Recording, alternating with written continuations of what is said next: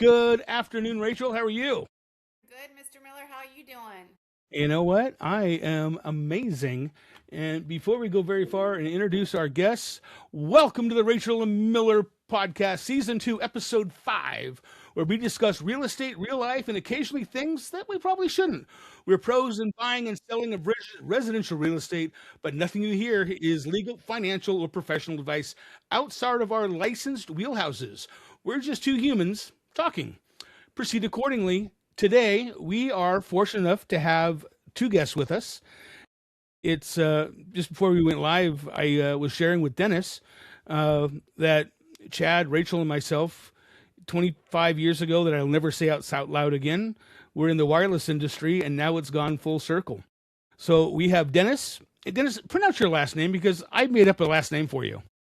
It's Heman, but if you're in Germany, it's Heumann. I've never heard it said right, except for when I fly through Munich and I'm catching my connecting flight. If they say my name, then it's Heumann. Other than that, I just go with Heman.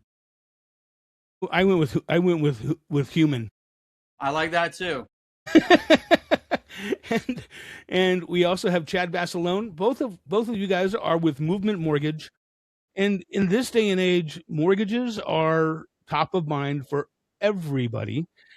And Rachel and I have talked a lot about mortgages because that's not our wheelhouse.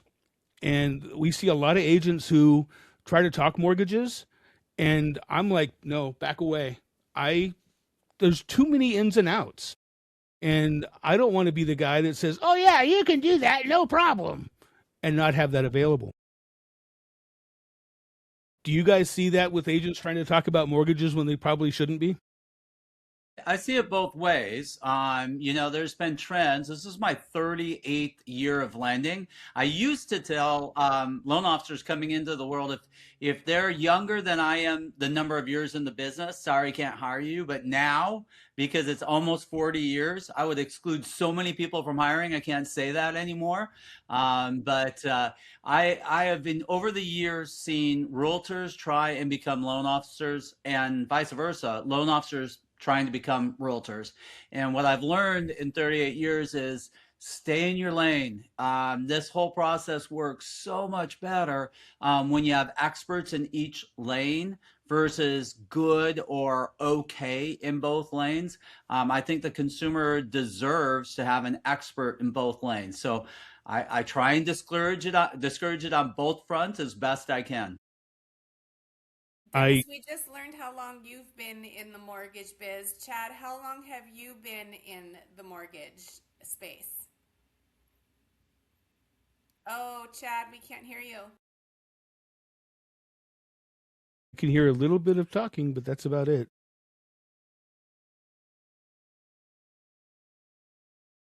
And Testing, he testing. Gonna have to adjust that microphone out in the wilderness.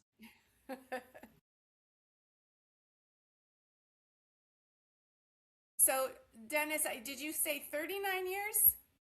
38 years, yes. And I 38 think years. this year's going to be so challenging. I'm hoping to make 39. Hopefully nothing happens in this year. I've been saying that, I think, for 3 years, though. What did you do prior to? I know nothing other than mortgages. So I got Okay, out fair of school. enough. I had a finance degree. I looked at the paper and I knew I could either sell insurance, I could work at a bank, there was like this bevy of jobs for a finance degree graduate, right? And so I answered an ad to a finance company, which was what was before subprime or alternate mortgages. There was finance companies. Prime mortgages didn't even exist at that time. And so we did the folks who had a little bit credit challenged backgrounds at the finance companies, and then they would, clean up their credit, mature, and end up at the bank. And so that's how long I've been doing it. There wasn't even subprime mortgage companies or alternative mortgages or any of whatever they call it today. Am I coming in louder now? There yes, you are, yay. Yeah. Chad. So Yay. I'm somewhat of a smaller guy, right? But I got these big mean paws, right? So I think I had one of my paws on the computer and it was right over the microphone. Oh, okay, Whoops. very good. So, So Chad, how long have you been in the mortgage game? So I'm going on my 21st year, and as Scott mentioned, I'd like to not say that out loud too much. I keep my young, perplexion here based on my yoga and all my outdoor activities. But I look like I'm 28, but it's 21 years in the business. Yeah, and So we can call you Chad the yoga guy. yeah, And more, when I'm on the phone talking to clients, they go, "Gosh, you sound like you're 29. How could you be in the business for 21 years? You must have got in when you were 6 or 7." I got a lot of yoga, a lot of yoga. wait, So so Chad, will you go with me to do goat yoga in Death Valley? hundred he's been percent. trying to get me to do that Yes. for 2 years. 100%. If you want to leave in the morning, make sure I got things all tied up and ready to go, and then we'll do some goat yoga, and then I'll get back on my mountain here and get back to work. Well, it's goat yoga in Death Valley. Sure, Whoa. sure. Like a mix of Bikram and goats, I guess. Wow. Yeah, Yeah, it's definitely Bikram. Yeah. That's funny. they have goat yoga in Death Valley. Yeah, it's kind of fun. Rachel keeps saying no, but I'm just gonna go down and kidnap her, and she won't have a choice. I don't know. Chad, you and I had a great meeting last week. I think we were together for like over 2 hours, Yeah, yeah. and our conversation went in a million directions. But one of the things that I really thought was interesting that I thought would be great to share today is talking about some of your favorite products. And I'd love to know, and Dennis, please as well, we'd love to hear from you too. As it stands today, what are maybe the top 3 products that are working well for buyers in this market? And it doesn't have to be 3. If you've got your top 1 or you want to talk about 2 of them, go for it. So what's nice is we have a very large the investor. We have products to fit someone that maybe have a low down payment, and we also have products to fit a scenario where someone's looking to sell their property and buy another property. And we can do what we call that'll be my first program here. It's called buy now, sell later. Okay, and what that allows the buyer to do is not have to use that current departing residence as a liability, and they can put an offer on another house and not qualify for both houses, so you don't have those contingencies, you don't have the red tape, and it's a nice clean transaction. So that's called buy now, sell later. And basically, just a quick rundown on that is they need about 15% down minimum on the purchasing property, and they have to sign an intent that says within 60 days they're going to list their property. But the beauty of this is we don't now have to have that contingency on selling this property and then buying another property, so you can put a clean offer in. So that's an amazing, unique product that we have that's really taking a lot of traction right now in this market. Question, and it's probably a typical one that you get in relation to this. What happens if you cannot sell the house that you moved out of to purchase the house you just moved into? Well, you have to sign a letter of intent. So you have to intend to sell the house within 60 days. Dennis, you may be able to touch up on that a little bit on that question. Yeah, there is an out strategy for that. If let's just say you listed it for a period of time, probably not the market that we're in today, right? But markets of years past. And then let's say you couldn't sell that property. We would then refinance that using the collateral that they currently have and bridge that loan until they could either sell that property or move into another property. So it's a We little bit find more of a solutions. tricky, yeah, Yep. more of a tricky solution for sure. But we've got 3 different investors that do this sort of product. And then we have about 10, I think it's 9 total investors that do different kinds of bridge loans, which are very similar in kind of like their intent, be able to buy a new house before you've sold your old house. Just a little bit different on the underwriting guideline side. I could see how this would be appealing for investors. They probably have a lot of transactions going on at one time. They have deeper pockets. When I look at this as a seller's agent, my biggest thing, and probably Scott, I bet you this is what's going through Scott's mind too, is if I have a seller who's looking to use this type of product, I want to make sure that their house that they are intending to sell within 60 days is priced to sell. because that's one of the things as agents we're running into in this market right now, is that a lot of sellers are still looking at a much more inflated price than what the market is, than the trends in the market. So, and I know, Scott, you deal with this a lot, where you have sellers and they're just really, really focused on what they think they should get versus what the market will give them. Miller? That 100% correct. I have that all the time up here, and it was funny because I was just in the board office this morning talking about that. Is having properties that our prices up here in Ridgecrest are a lot lower than they are down there in the Los Angeles market, or Dennis, especially down there in the coastal area, down there in Manhattan Beach, Redondo Beach. Our top of the mark up here is in the mid threes, not 3 million either. Uh, our average price range is about 240 to 260, and people are like, "Oh, I have the best house on the planet. I need to get 300." Probably not. In order to make things like that happen, we really have to have the houses priced right. And I think that the program you guys are talking about, is there a dollar amount that is like a $300,000 price mark, or is there a price that is like the sweet spot for that type of bridge loan type of program? I don't think so, but there's different investors for those sweet spots, right? So I said, on the bridge side, we have multiple investors as well as on the buy now, sell later side. But those investors typically are oriented towards more of a jumbo format or more of a $100 to $500,000. And you can kind of see it within their guidelines, but it's also somewhat spelled out in their min and max loan amounts. So there are some lenders that have a program, maybe two like that. But what happens then is you can only lend typically to a segment. And that's why we've brought so many investors on. We have 63 investors that we use total, even though we're an independent mortgage bank.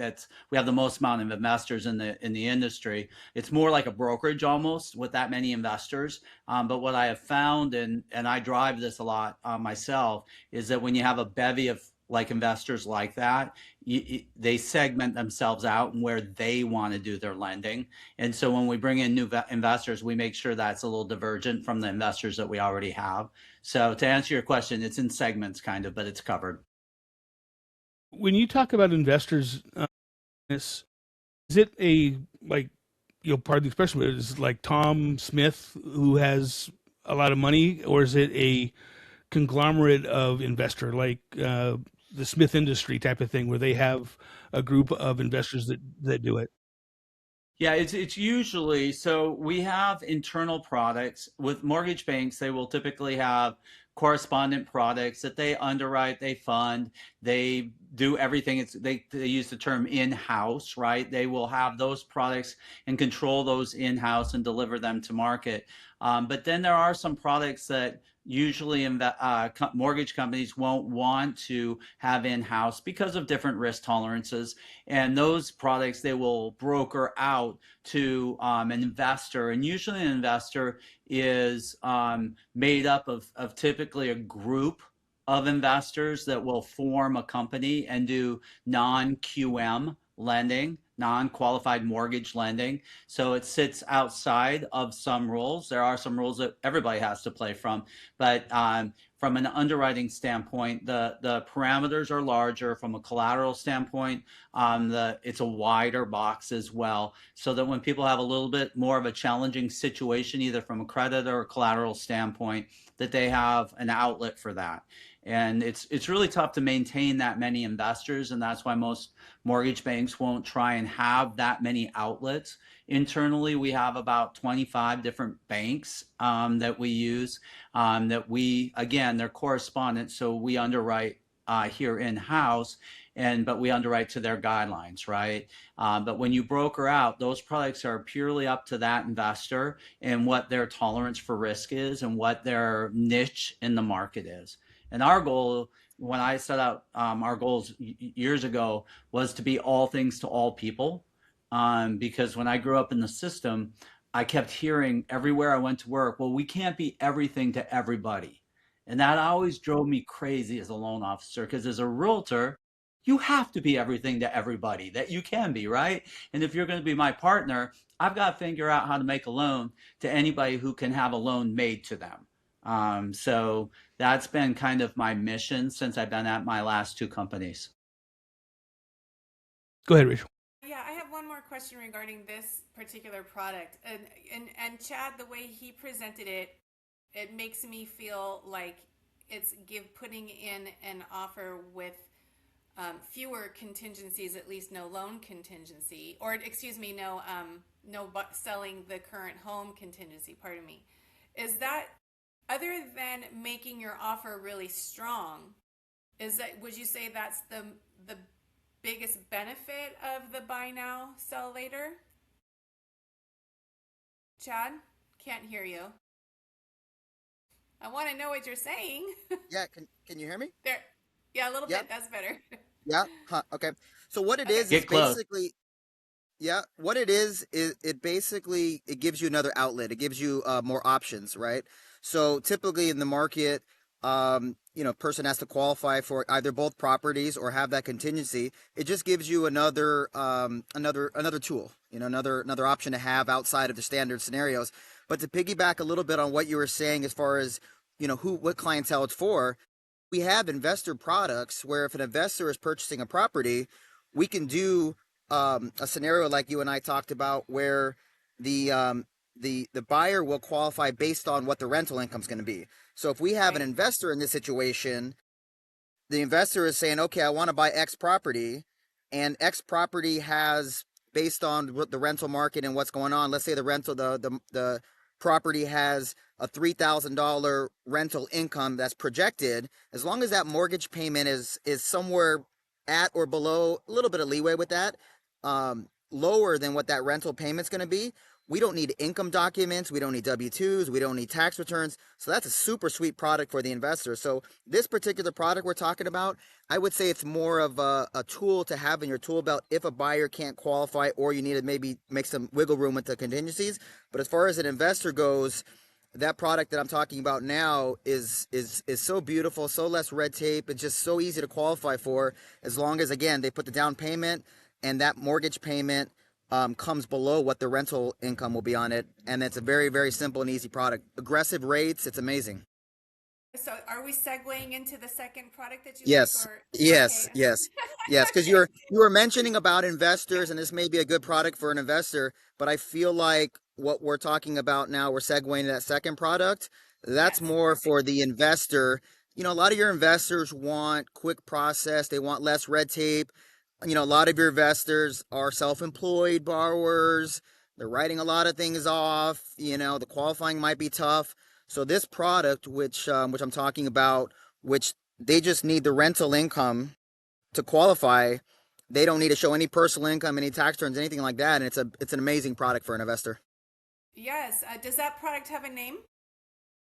We call it DSCR, which Yep, is debt debt service, servicing yeah, coverage ratio. ratio. Okay. Debt service CR. Oh, okay. Very good. Yeah, when you spoke to me about that I try not last to use week, all the crazy acronyms in this business. we do use them, but then we spell out what they are because actually we did have one of our episodes was all about the acronyms. Yeah. But- Okay. All right. because they are a plenty for sure. Yeah, Mm-hmm. no, that's a very cool product that you shared with me last week, and I have not had another loan officer or a mortgage company ever explain that type of product to me before. So I love that you were able to talk to me about that. That was very cool. It's a great product. Miller? Hey, Dennis, what do you think are the top three things to keep a mortgage, or I'm going to say yeah, what are the top three things to keep a mortgage from going sideways when you're getting ready to close? So from which perspective? Our perspective, from the Let me rephrase agent. that.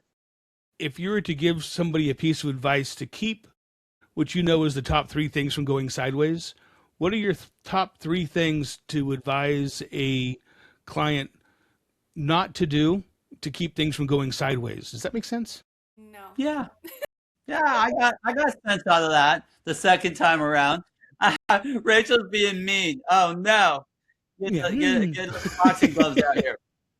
Yeah, I think I can kind of run with that because I see the fallout from when you don't do that due diligence, right? I think the biggest one is with most investors, they do a quick little credit check before you go to pull loan documents. So sometimes a loan takes 2 weeks, 3 weeks, 4 weeks if it's a complicated loan. Sometimes it can take a couple months depending on like how complicated the scenario is or whatever contingencies along with it. And they want to make sure when they approve that loan, the debts that they saw are now the debts that are really there at the time that they're actually going to sign the documents. So one piece of advice to buyers is don't incur any debt. Don't sign up for anything. And being a co-signer is incurring debt.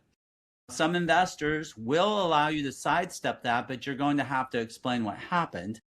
And so I always say, if you're a consumer and you have your son or daughter says, Dad, Mom, I need you to co-sign for, call us first. Let us hear what's going on with your scenarios. You don't blow up your loan right at the finish line. So that's one thing I think as a consumer that's probably pretty important. Another thing is communication has to be going both ways. Like in the scenarios that I've seen, and I've been blessed. I think I've had almost 15,000 loan officers in 38 years. So I've ran some very large companies. So I've seen some. Every time I think I've seen it all, though, I get something new. Had a new one yesterday. So I get something new all the time. But I can tell you that that communication piece is critical because a lot of times right near the end of the process, something will come up. And there's all kinds of safety checks, the government post Dodd-Frank. There's a lot of looks and compliance and rules and things that we look at now that we didn't look at before the mortgage meltdown. And it's a little bit of a more complex process designed by that, by the nature of what happened, right? And so the ability to go to a consumer and to who's buying the home or even somebody who's selling and have them readily available when we need something and to be I would say patient through the process of those needs is critical. So the quicker that communication happens, the faster back and forth, then you can make all of your contingency dates happen on a transaction. I think that's another thing that's hypercritical for success in this as far as the do and the don't stuff. That's one of the things I do with my clients is I include my mortgage lender on every email is so that he or she sees everything and they're not surprised. And if they see something funky, they can say, "Stop, hold the phone. What are we doing?" I've had one mortgage lender say, "Can you not copy me on everything?" I said, "Not a problem." In my head, I'm like, "And this will be the last loan we do." Is uh, is to me, you can't over communicate when it comes to someone buying a house. Is there are, like you just mentioned a moment ago, there are so many different rules and different regulations and inroads and outroads that it can get funky really quick. So I copy any of my mortgage lenders on every communication so they can see what's happening, and along with my TC, and I use SkySlope, and everything I send to everybody also goes into my SkySlope. So there's nobody, everybody sees everything. It's clean, clear. So that to me is huge. Is clear and clean communication. Yeah, So I think it's one of the most important parts. we've got don't incur any more debt and communicate. Those are your top two uh, pieces of advice for somebody who is applying for a home loan. I think the main thing that people need to realize is we're all on the same team, right? So we're trying to get the loan closed, right? We're all on the same team. Our underwriters are on the same team. Our processors, we're all on the same team trying to make the things work, but we have to conform to guidelines. So like Dennis was saying, the more we know about the situation, we'll then figure it out and figure out a way to get creative, figure out how it's going to work. And if it's going to work, great. If not, It's not. There's no hiding things in this business anymore. So again, yeah, like Dennis said, the communication is key. And let the quarterback, let the team handle the situation. So, heading into the last 5 minutes we have together, Chad, you shared in great detail what makes Movement Mortgage different from other mortgage broker companies, other companies. I'd love for you and Dennis to share what that is. And I'm touching upon how you spoke about human underwriters, you spoke about instead of just having a pre-approval, you're actually coming into offers with approval, so it leaves less chance for loans falling out during escrow. Can you talk about that? I think the biggest misconception in this business is a buyer will think they're approved, right? A lender will say you're approved, right? But there's a big misconception. There's pre-approved and there's actually approved, okay? So we have an automated system called DU, decision underwriting, right? And we all have the same we all have the same system, but we have different logins, right? The information is only as good as that loan officer plugs it in, right? So then they'll go to the buyer and say, "Hey, you're approved." But they may say you're pre-approved and the buyer might think I'm approved. But once the underwriter checks the work and goes, "Wait a second, you didn't calculate this properly, your deal's dead." So what's unique about Movement Mortgage, what we'll do is I haven't seen another company doing this, but we actually have a physical underwriter that will take the whole loan file from start to finish on a purchase, go through the W-2s, the tax returns, the pay stub, go through the whole scenario after I pre-approve it. And then we have an underwriter that will actually physically go through everything, put their stamp on approval, say, your loan is actually approved by a human who's already saw this loan before you even put an offer in.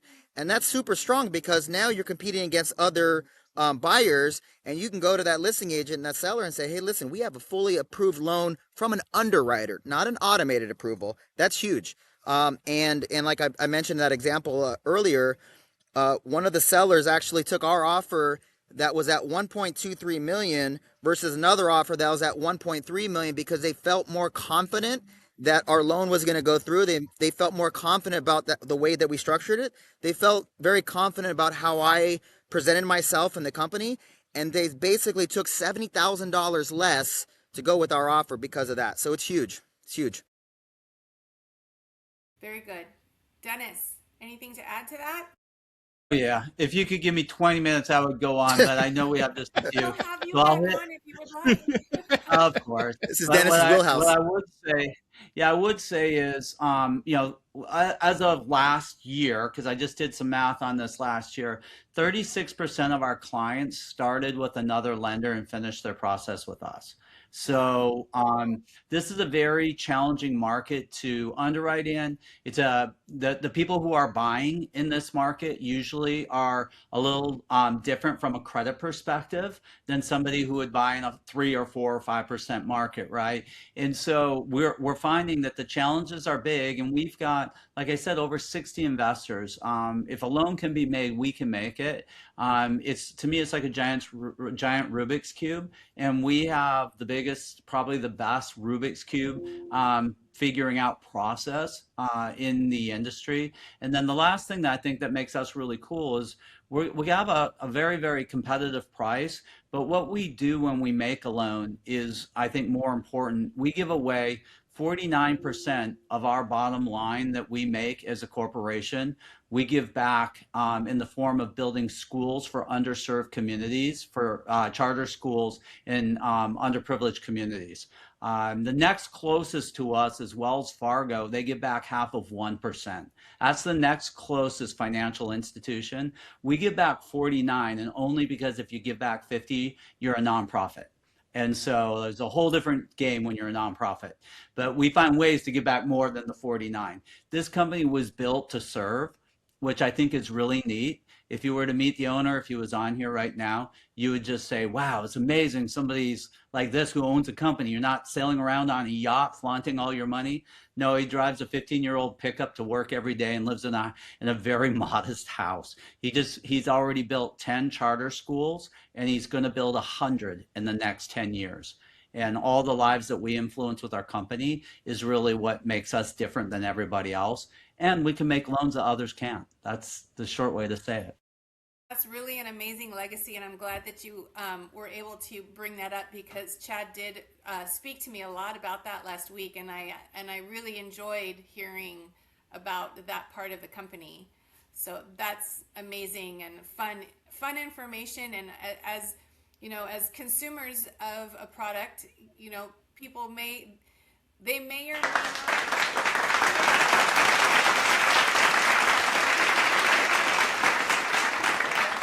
That means our time is up. At the end of the day, that is very important, and I think what Chad said is when they learn of it, they feel very solid with the fact that they have chosen and to subscribe. work with Movement Mortgage. Did you hear the whispers? Subscribe. I thought those were in my head. They could be. Maybe Now, they were. people do care about rate, what their payment is, what your deal is, all that. But once that comes together and they see what they're doing, that what their loan is doing, and we service the majority of our loans as well. So like I was mentioning to Rachel, they can see on their statement what they're actually providing by paying their mortgage bill. And it's special. And no other company is doing this. It's just special because it really hits home. It makes you feel real good about what you do every morning when you tie your shoe and I love what I do because I love helping people, but this just takes it to a whole nother level. And that's one reason why I got in the business was to help people, but be able to make a good living. Being a teacher, being a coach, can't really vacation much, right? So this is a way to, work hard, make money, help the community. I mean, it's a beautiful thing. You said it best. You said it way better than I did, Chad. We have to wrap this up though, but maybe we should have you on again maybe next month. You can have more information you'd like to share. Miller? With that, Dennis, how would people reach you? Or how do people reach you? And Chad, how do people reach you? What's the best way to reach out and say hi? Well, for myself, I'm at Chad.Basalone, Basalone, at movement.com. Phone number is 805-558-3515. Dennis is like our Bill Belichick. Dennis is the leader. Dennis is the coach. Dennis is the one that gets the products every morning. Dennis is the one that keeps abreast of everything. I'm sort of the Tom Brady, the quarterback that kind of, does the ins and outs and make sure the playbook's right and make sure we win.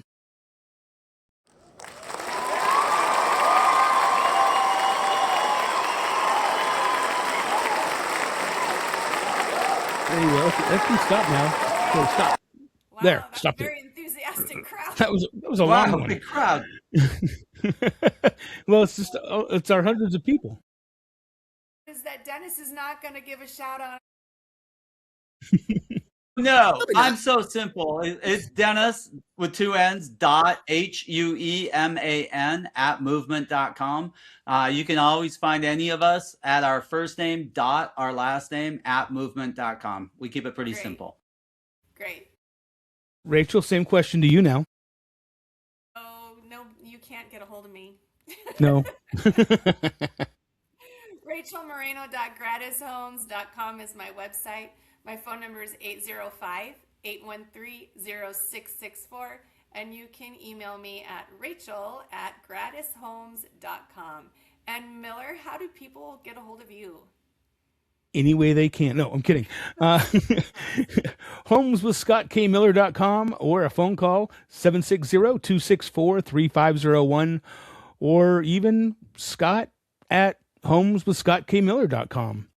Guys, this has been an awesome podcast. I appreciate it. If you'll hang out with us for a second after I end this, we'll go into the green room and have drinks in the green room.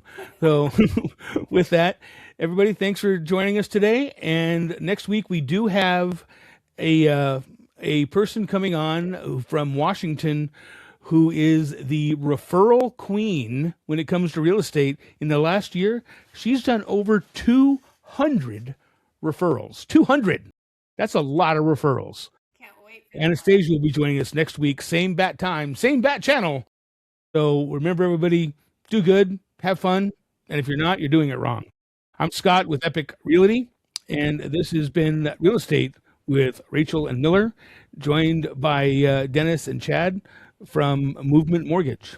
So with that, we will say goodnight and we will talk soon. Take care, everybody.